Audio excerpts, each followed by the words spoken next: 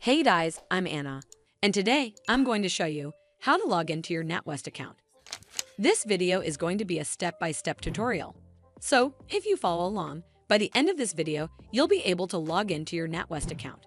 So first of all, you need to open up a browser on your device, and then type in natwest.com in the URL bar at the top, and then hit enter. It'll take a bit to load up the website. And once you're on this webpage, click on this login button right over here.